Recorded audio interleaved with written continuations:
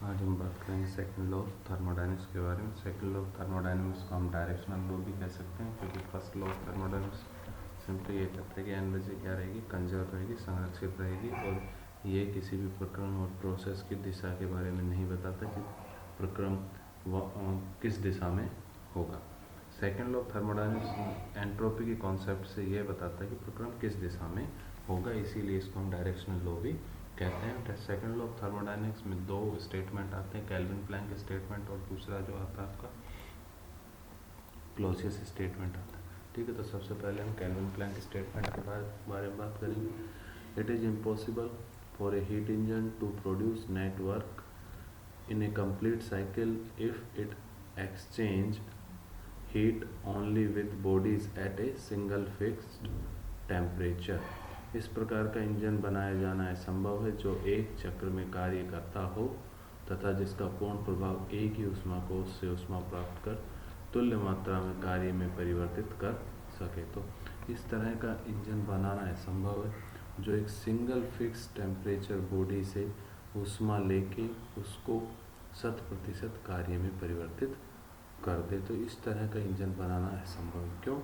क्योंकि जो ऊष्मा होती है वो लो ग्रेड एनर्जी होती है और जो कार्य होता है वो हाई ग्रेड एनर्जी होता है। तो कभी भी लो ग्रेड एनर्जी को 100% आपका हाई ग्रेड एनर्जी में परिवर्तित नहीं कर सकते। हाँ, इसके अपोजिट हो सकता है कि आप 100% हाई ग्रेड एनर्जी को लो ग्रेड एनर्जी में परिवर्तित कर सकते हो, लेकिन कभी भी 100% लो ग्रेड एनर्जी को हाई ग्रेड एनर्जी में परिवर्तित नहीं कर सकते हो।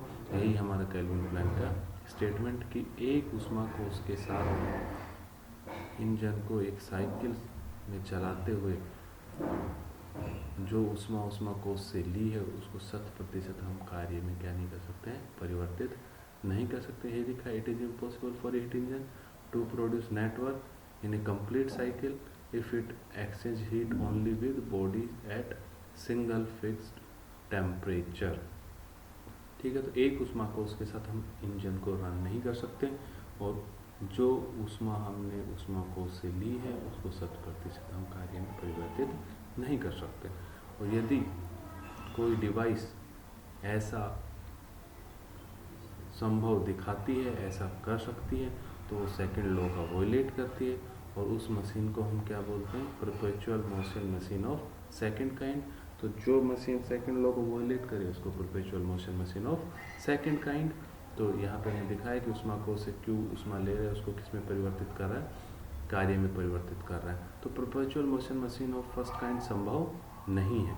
तो ऐसी मशीन जो सेकंड लॉ को वॉयलेट करती है उसको क्या कहते हैं, perpetual motion machine of second kind. Okay, next statement है क्लॉसियस स्टेटमेंट।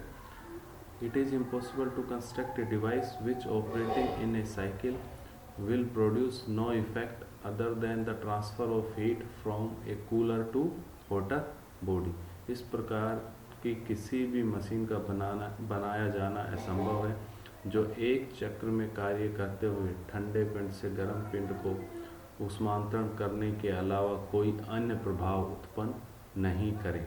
तो इस तरह की डिवाइस बनाना असंभव है जो ऊष्मांतरण लो टेम्परेचर से हाई टेम्परेचर की तरफ करे।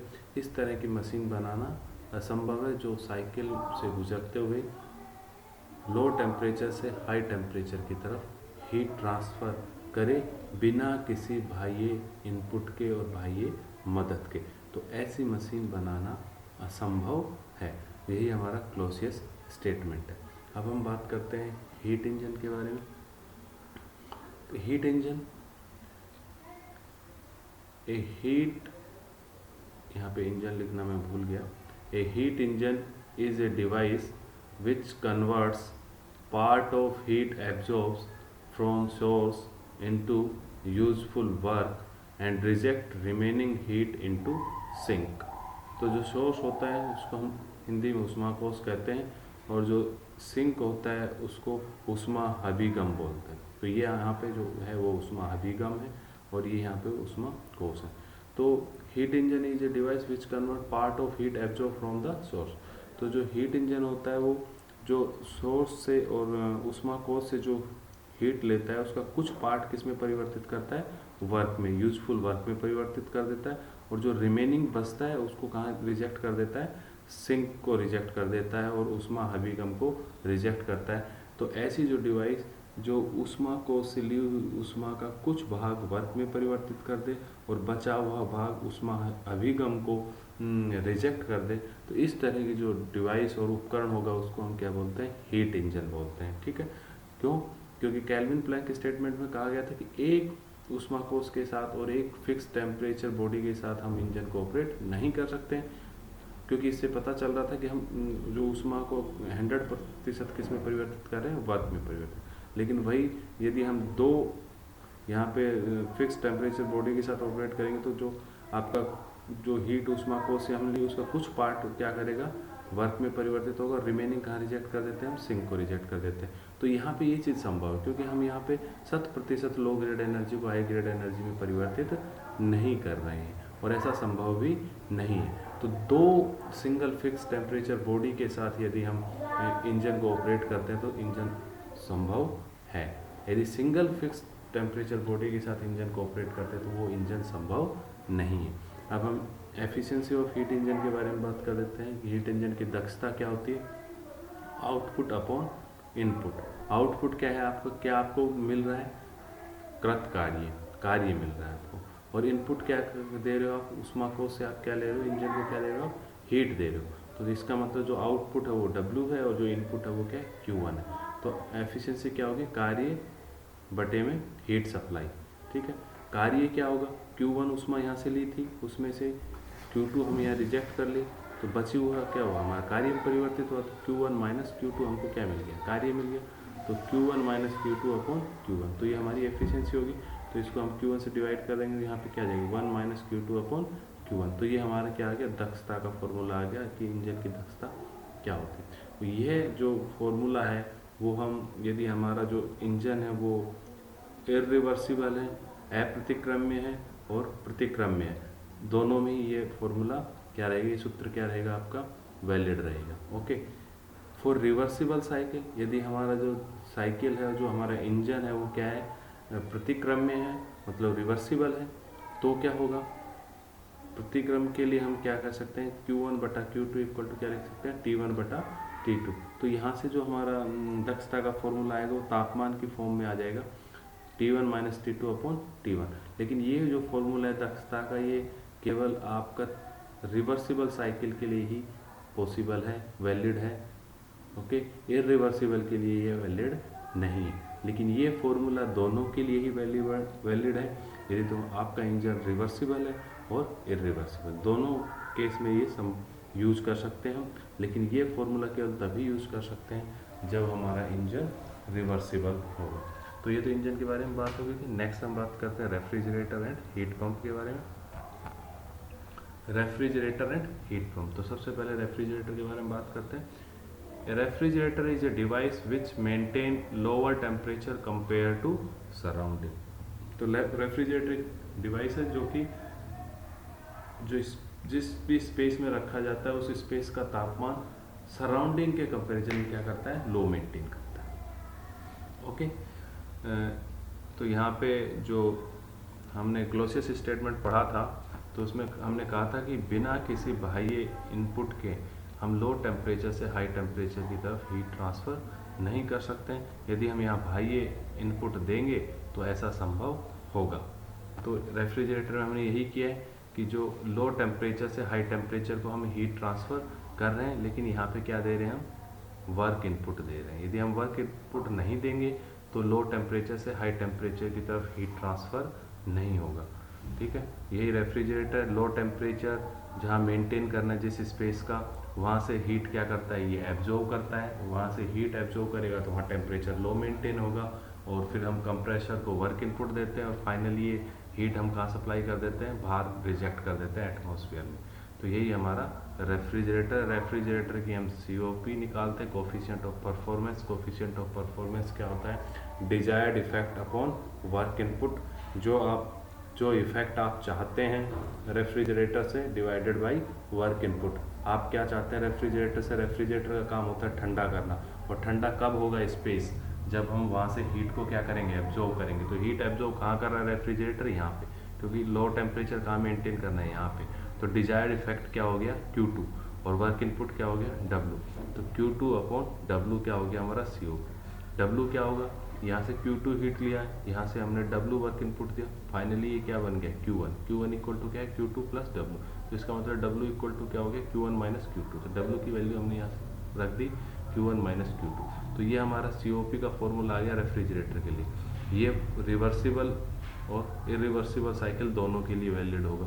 ओके, यदि हमारा रेफ्रिजरेटर रिवर्सिबल साइकिल पे ऑपरेट हो रहा है तो हम ये लिख सकते हैं रिवर्सिबल साइकिल के लिए Q1 बटा T1 इक्वल टू Q2 बटा T2, और यहाँ से जो COP का फॉर्मूला आएगा वो टेम्परेचर के टर्म्स में आ जाएगा, T2 upon T1 minus T2। लेकिन ये फॉर्मूला तभी संभव है, तभी आप यूज कर सकते हैं जब आपका साइकिल क्या हो, रिवर्सिबल साइकिल हो। ऊपर वाला फॉर्मूला दोनों के लिए यूज कर सकते हैं, साइकिल आपका रिवर्सिबल हो चाहे इरिवर्सिबल हो। नेक्स्ट है heat pump. Heat pump is a device which maintain higher temperature compare to surrounding. यहाँ पे रेफ्रिजरेटर क्या कर रहा था, स्पेस का टेम्परेचर सराउंडिंग से लो मेंटेन कर रहा था। तो ये हीट पंप क्या कर रहा है, यहाँ पे जो स्पेस का टेम्परेचर सराउंडिंग से क्या कर रहा है, हाई मेंटेन कर रहा है। तो जो रेफ्रिजरेटर होता है वो हम समर टाइम्स में यूज करते हैं। जो रेफ्रिजरेटर का जो कॉन्सेप्ट होता है हम समर में यूज करते हैं, क्योंकि समर में आउटसाइड क्या होता है, हाई टेम्परेचर होता है, और इनसाइड हमें क्या करना होता है, लो टेम्परेचर मेंटेन करना होता है। तो रेफ्रिजरेटर कह सकते हैं, एयर कंडीशनर कह सकते हैं, एक ही बात है यहाँ पे। ठीक है, ये सेम कॉन्सेप्ट पे वर्क करते हैं रेफ्रिजरेटर और एयर कंडीशनर। हीट पंप क्या करेगा कि जो हमारा स्पेस है उसका टेम्परेचर हाई मेंटेन करेगा कंपेयर टू सराउंडिंग। तो ये हम कब यूज करते हैं, हम विंटर्स में यूज करते हैं। ओके, तो यहाँ पे लो टेम्परेचर जो सराउंडिंग है उससे ये हीट एब्जॉर्ब करता है, कंप्रेसर को वर्क इनपुट देते हैं, और फाइनली Q1 हमारे जो स्पेस है उसमें क्या हो जाता है, रिजेक्ट हो जाता है। इस वजह से हमारा जो स्पेस का टेम्परेचर वो हाई मेंटेन हो जाता है। और यही हीट पंप का काम है कि स्पेस का टेम्परेचर क्या करना है, हाई मेंटेन करना है। तो यहाँ पे जो स्पेस है वो ये वाला है, जहाँ पे हमको टेम्परेचर क्या करना है, हाई मेंटेन करना है। तो कहीं पे जब हमको टेम्परेचर हाई करना है तो वहाँ पे हमको हीट इनपुट देना पड़ता है, और जहाँ पे टेम्परेचर लो करना होता है वहाँ से हीट एब्जॉर्ब करना होता है। ठीक है, तो यहाँ पे जो इफेक्ट हमें क्रिएट करना है और जो स्पेस है वो ये है। तो यहाँ पे हमें हीट क्या कर रहे हैं, हम इनपुट दे रहे हैं इस स्पेस को, ताकि इसका टेम्परेचर क्या हो, बढ़ जाए। ठीक है, और यहीं जब हम रेफ्रिजरेटर की बात किए थे तो हमें टेम्परेचर लो मेंटेन करना था, तो ये हमारा स्पेस था, और यहाँ से हमने हीट क्या की थी, निकाली थी, ताकि यहाँ टेम्परेचर क्या हो, लो मेंटेन हो जाए। तो यहाँ पे यह स्पेस है और ये सराउंडिंग है। ठीक है, इस केस में ये स्पेस है और ये क्या है, सराउंडिंग। तो विंटर में हम क्या करते हैं, सराउंडिंग में हमारा जो बाहर का टेम्परेचर वो लो है। ठीक है, तो हम बाहर से क्या करते हैं, हीट को खींचते हैं, कंप्रेसर से वर्क इनपुट मिलता है, और फाइनली दोनों एनर्जी मिलके रूम में क्या हो जाती है, रिजेक्ट हो जाती है, और रूम का टेम्परेचर क्या कर देते हैं हम, हाई मेंटेन कर देते हैं एज कम्पेयर टू सराउंडिंग। यही हीट पंप का काम है। तो हीट पंप की COP का भी सेम ही फॉर्मूला है, desired effect upon work input. लेकिन यहाँ पे डिजायर्ड इफेक्ट कहाँ पे होगा, यहाँ पे होगा, क्योंकि यहाँ पे हमें टेम्परेचर क्या करना है, हाई मेंटेन करना है स्पेस का। तो डिजायर्ड इफेक्ट क्या है, Q1 और वर्क इनपुट W। तो यहाँ जो फॉर्मूला हो गया Q1 upon Q1 minus Q2। तो ये तो वो वैलिड हो गया रिवर्सिबल और इरिवर्सिबल साइकिल दोनों के लिए। यदि हमारा साइकिल क्या है, रिवर्सिबल है, तो टेम्परेचर के टर्म्स में फॉर्मूला आ जाएगा T1 upon T1 minus T2। लेकिन ये फॉर्मूला तभी आप यूज करेंगे जब आपका हीट पंप किस साइकिल पे वर्क कर रहा हो, रिवर्सिबल साइकिल पे वर्क कर रहा हो। Thank you.